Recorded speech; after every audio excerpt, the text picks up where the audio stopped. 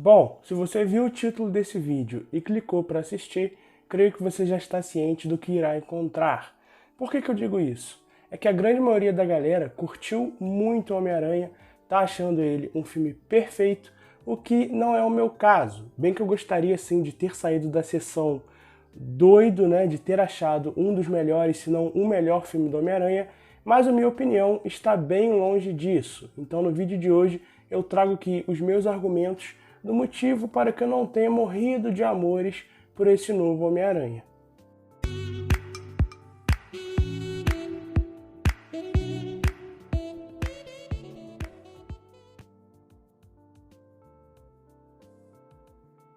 O filme já se inicia logo do ponto onde termina o seu anterior, que é onde o Peter é meio que desmascarado ali, né, para toda a cidade. Agora todos sabem a identidade do Homem-Aranha, e isso por si só gera um conflito extraordinário. Uma pena que o filme não explora isso muito bem. Os 30 minutos iniciais ali, né, são ótimos, eu gostei bastante, mas até que passa um pouco rápido demais. Por mim, teria demorado um pouquinho mais, explorado melhor, não só entre ali as amizades dele e tal, você tem aquela cena muito bacana dele conversando com a MJ, falando com ela e tal, aquilo eu gostei muito. Só que você poderia ter explorado melhor até mesmo na escola, né? Ele vai na escola e todo mundo fica ali só filmando com o celular. Tá certo que hoje em dia tudo é internet, é rede social, é gravar, mas será que não tinha ninguém ali para pensar e, sei lá, tentar dar um abraço? Fiquei esperando ali um contato mais físico, seja apoiando ele ou indo contra ele, né? Você pode ter alguém, sei lá, xingando ou aplaudindo, falando, olha cara, aquilo foi demais, me conta algum detalhe, curiosidade, porque eu me coloco nesse lugar. Se eu tô na escola onde o Peter Parker está, onde o Homem-Aranha está, eu não vou simplesmente pegar o meu celular e só ficar filmando o cara. Eu vou tentar falar com ele. Pera aí, me conta isso aqui direito. E não tem nada disso. Acaba que o filme não vai muito a fundo, até porque o tom é bem leve, então tem sempre uma piadinha entrando no momento errado, mas ainda assim foi uma abordagem muito interessante de ser trabalhada, e mesmo que não tenha atingido o seu potencial máximo, eu particularmente gostei. Aí depois nós temos a aparição relâmpago do Demolidor. Isso eu achei engraçado por dois motivos. Primeiro, que a aparição dele é bem curta, é só que ele, piscou, perdeu, ele tá nesse universo aqui, ele vai voltar daqui a pouco, mas por agora é só isso. E segundo, que foi algo bem relâmpago, bem aleatório mesmo. Do nada ele chega, eu assistindo ali, eu falei, caramba, já? Não vou saber cravar o minuto exato que ele aparece, mas acredito que seja por volta dos 15 minutos, talvez até menos. Isso foi bem legal porque você coloca o personagem rapidamente e de um jeito bem abrupto, né? Não tem apresentação, não tem, olha, ele vai aparecer e tal, não tem, toma, ele já tá aqui aparecendo, já tá dialogando e tal. E isso é uma coisa que vai faltar lá pra frente, já já eu volto nesse ponto. Depois do papo com o Demolidor, depois de toda a interrogação da polícia e tudo mais, o Peter vai no Doutor Estranho pedir para ele realizar um feitiço para tentar corrigir as coisas. E aí já começa para mim os problemas do filme. Não é exatamente o feitiço, mas é o que acontece após o feitiço, que é como a Marvel breca o desenvolvimento desse personagem, porque ela quer sempre extrair dele um adolescente bobão e imaturo. Não à toa, ele já participou de 5 filmes do universo da Marvel e o arco dele está sempre estagnado. Às vezes parece que ele está até retrocedendo ao invés de avançar. Mas Bruno, por que você está dizendo isso? Bom, vamos aos exemplos. O cara já foi para o espaço, enfrentou o Thanos, perdeu o Stark e no filme seguinte, né, no Homem-Aranha 2 ali, ele foi traído pelo vilão. Ou seja, tudo isso já aconteceu com ele, o cara já perdeu um monte de gente, já lutou com alienígenas, né, um cara roxão alienígena que matou metade da população e mesmo assim ele continua imaturo. E aonde que isso é mostrado no filme, essa imaturidade dele? A partir do momento em que ele decide simplesmente soltar os vilões e levar todos eles para o apartamento com o objetivo de curá-los, sendo que todo mundo sabe que aquilo iria dar muito errado, até porque aquilo ali era o quê? 40, 50 minutos de filme, então eles tinham que fugir para depois criar o terceiro ato e tal.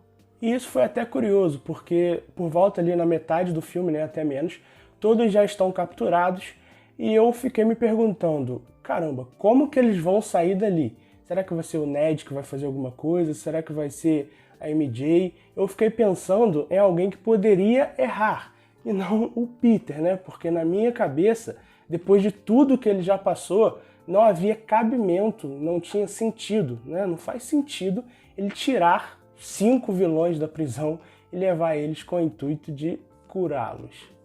Só que para isso ele precisa enfrentar o Doutor Estranho, porque, é claro, por ser já mais experiente, ele sabe que aquilo não daria certo.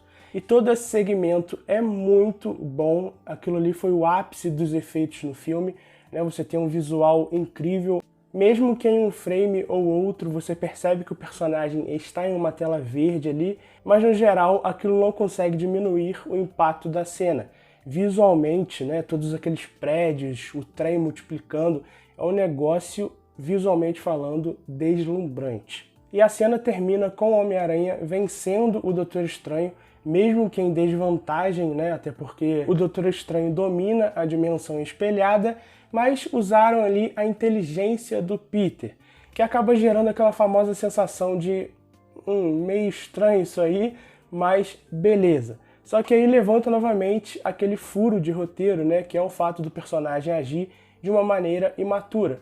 Por qual motivo ele é tão inteligente a ponto de vencer o Doutor Estranho, mas insiste em soltar os vilões, mesmo sabendo de todo o perigo que aquilo poderia causar?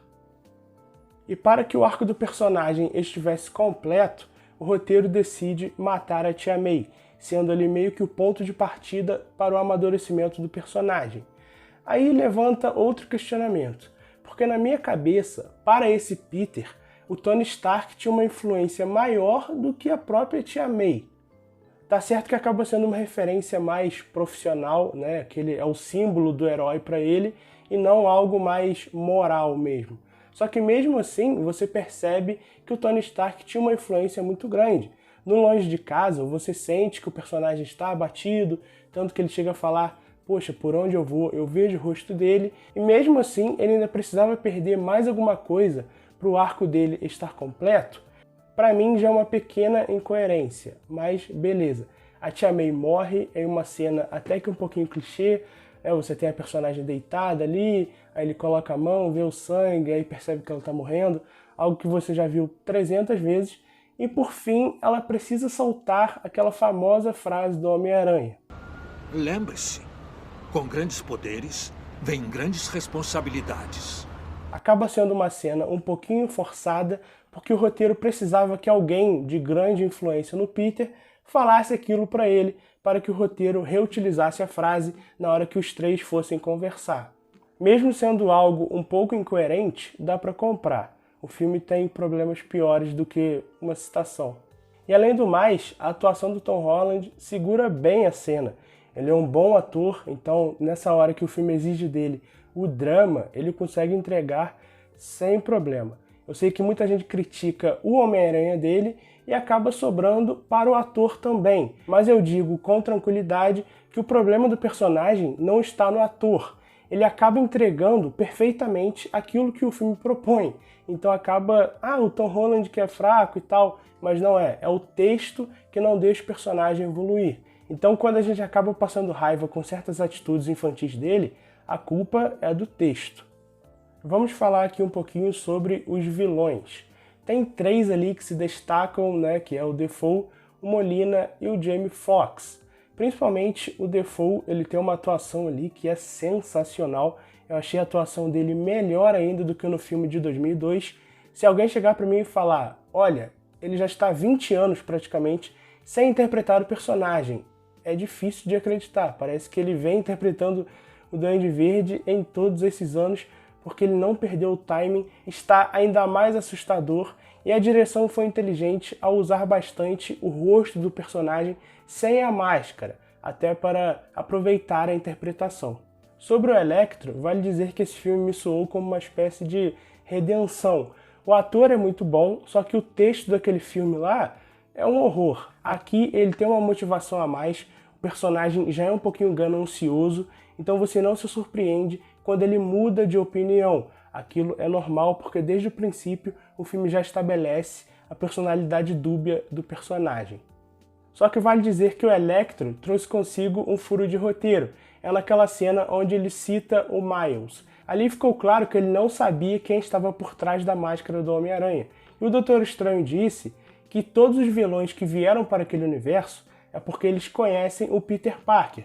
Uma explicação até que bem coerente. Eu esperava algo, qualquer coisa, e o filme até que conseguiu resolver bem sobre esse aspecto. Mas gerou esse pequeno furo aí que a gente acaba aceitando. Esses são os tipos de furos normais para o gênero. É um negócio de, beleza, vai, toca o barco aí porque acaba sendo bom lá na frente. Diferente das atitudes do Peter que acabam ocasionando todos os conflitos do filme.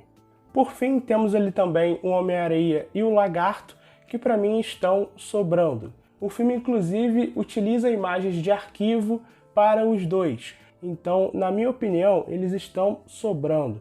Você poderia ter tirado os dois, até porque eles não têm nenhuma cena emblemática, só tem aquela piadinha do Homem-Aranha sentando no sofá ali, né, caindo um pó e ele empurra, uma piadinha, tá? Sem os dois, você daria mais tempo de tela para os outros 3 vilões, que são ali os melhores personagens e tem também os melhores atores.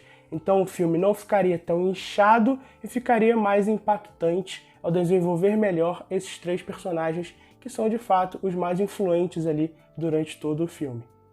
E então chegamos na cena onde aparecem os outros 2 Homens-Aranha.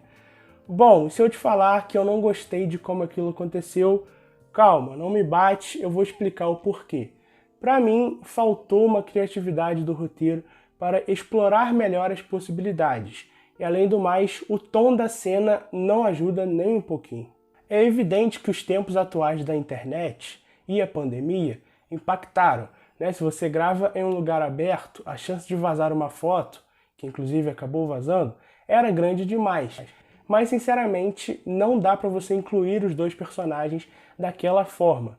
Primeiro, que é na casa da avó do Ned, e segundo, que é o próprio Ned abrindo o portal. Tá certo que desde o início do filme ele brinca com essa questão, dizendo que sente que tem magia dentro dele e tal, coisas do tipo, mas sinceramente não dá pra comprar. Se você assistiu o Doutor Estranho, você viu que lá ele pena pra caramba pra conseguir abrir o portal, né? Sendo que ele tinha que conseguir, afinal ele é o Mago Supremo, ou seja, já estava na jornada dele ele conseguir realizar aquele feitiço. E mesmo assim ele demora. E o Ned, não, ele tenta ali 1, 2 vezes, na terceira ele já abre, depois ele vai lá 1, 2 vezes e já abre de novo. E aí tem outro problema que é o quê? Os 2 aparecem no mesmo momento.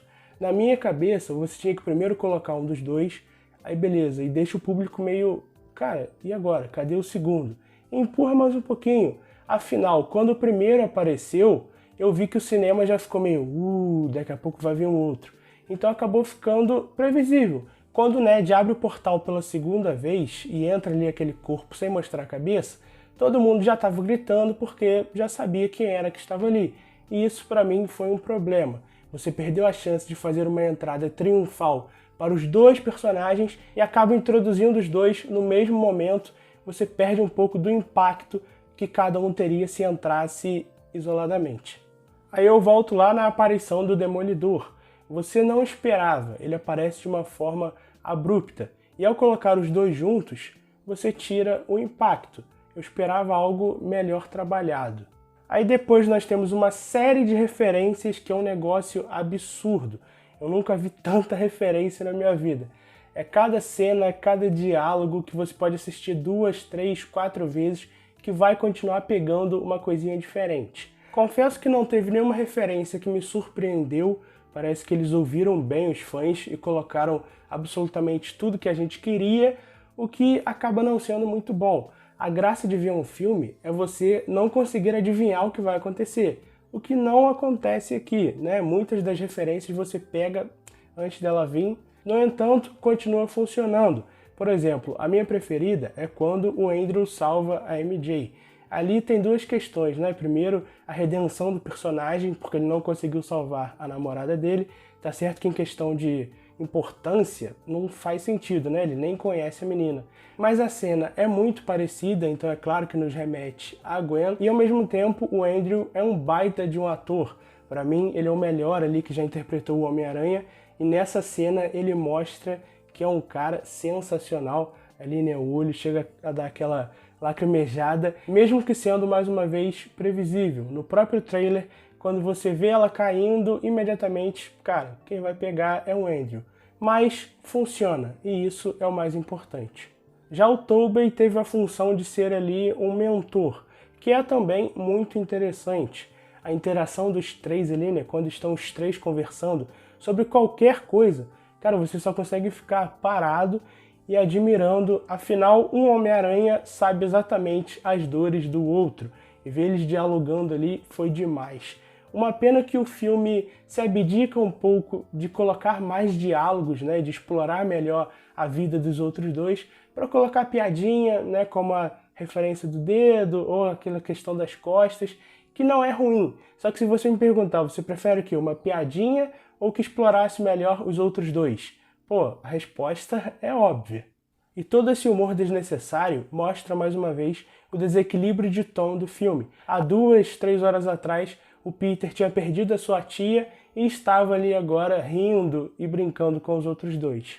Tudo que se refere ao texto entre os três é ótimo, mas na cena de ação eu esperava um algo a mais, uma cena mais grandiosa, uma interação mais dinâmica entre os três. Tá certo que o próprio filme brinca com isso, né, dos outros dois nunca terem trabalhado em equipe, só que aí entra mais uma vez a licença poética do gênero. Se você coloca os três ali interagindo de um jeito sensacional, nunca que seria um furo, afinal é um filme de super-heróis, então essas coisas são válidas. Eu esperava mais, até porque o CGI é bem ruizinho, hein? Se você parar para pensar, a cena final ali é um pouco escuro, eu ainda pretendo rever para ver se eu continuo com essa opinião, mas tem ali algumas cenas que você vê que tá bem escurinho, e talvez o único momento ali que eu vou guardar comigo é a hora que os três pousam, cada um com a sua pose clássica, e aquilo foi simplesmente sensacional.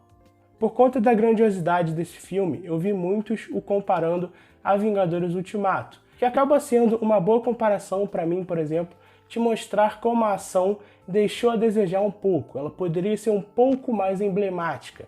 Se você parar para pensar no ato final de Ultimato, sem pensar muito, né, você lembra de 3, 4, 5 momentos incríveis que você vai guardar ali, que todo fã do gênero nunca mais esquece. Já nesse filme aqui, não, tem uns 2 ou 3 ali que é no máximo, então eu esperava mais, principalmente vindo do Homem-Aranha. Ele é bem maior do que o universo da Marvel. Não à toa, todo esse hype que gerou, na minha opinião, foi maior até do que de Vingadores Ultimato, sendo que estamos falando de apenas um personagem. Por fim, o arco do Peter agora está completo e ele é de fato o Homem-Aranha, né? Você percebe que o título do filme faz muito sentido. Sem tecnologia, sem casa, sem amigos, sem ninguém, é apenas ele. E confesso que eu estou muito curioso para assistir o próximo filme agora, né? Para ver o que eles vão propor. Ele pode ter uma carga dramática muito forte, né? Agora você pode se abdicar um pouco do humor e trazer mais a questão do drama, como aquela cena final onde ele entra na cafeteria ali e vê a Ned e a MJ conversando, e ele fica de longe só olhando, e mais uma vez o talento do ator prevalece. Você sente ali, você percebe nos olhos dele que ele queria estar junto, ele queria estar ali conversando, brincando, mas a maturidade chegou e ele entendeu que precisava agir. E acabou acontecendo aquilo de todo mundo esquecer quem era ele. Para finalizar, entenda que a minha bronca com o filme não é com o que acontece, mas é como acontece. Se levarmos em consideração que esse filme ele tem o objetivo de ser lembrado por 10, 20, 30, 50 anos, ele acaba se sustentando na emoção e esquece da razão. Faltou criatividade para contar a história de um jeito mais aleatório e fugir um pouco da cartilha. Se você para pensar, você tem introdução do vilão, vai, um Homem-Aranha, outro Homem-Aranha, beleza, grande, referência, luta final, acabou, tá, o Peter conseguiu o arco dele. Sabe, ele é muito batidinho, parece que é aquele negócio, opa, sua vez, opa, sua vez, que você consegue pegar aqui o que vai acontecer no momento certo ficou um filme um pouco previsível, o que não deveria ter acontecido. O roteiro poderia ter brincado melhor com as possibilidades, até para conseguir se tornar memorável, o que não acontece. Que fique bem claro, o filme não é ruim, mas na briga razão e emoção, para mim, a razão pesou mais. Você tem sim muitas cenas épicas, referências legais, só que se parar para pensar, se você tirar isso, o texto, o roteiro é muito fraco e os personagens mereciam algo melhor estruturado. Até para representar o tamanho do Homem-Aranha, ele é gigante. Uma pena que não dá para dizer a mesma coisa do roteiro. Enfim, por hoje é só. E aí, não esquece de comentar aqui embaixo. Esse vídeo vai dar muita discussão. Você concorda? Discorda? A minha intenção não é mudar a sua opinião, é apenas trazer o meu ponto de vista. Mais uma vez, espero que você tenha gostado bem mais do que eu. Deixa aqui embaixo se você concorda comigo, discorda e os motivos. Vamos bater um papo. Por hoje é só, um abraço e é isso.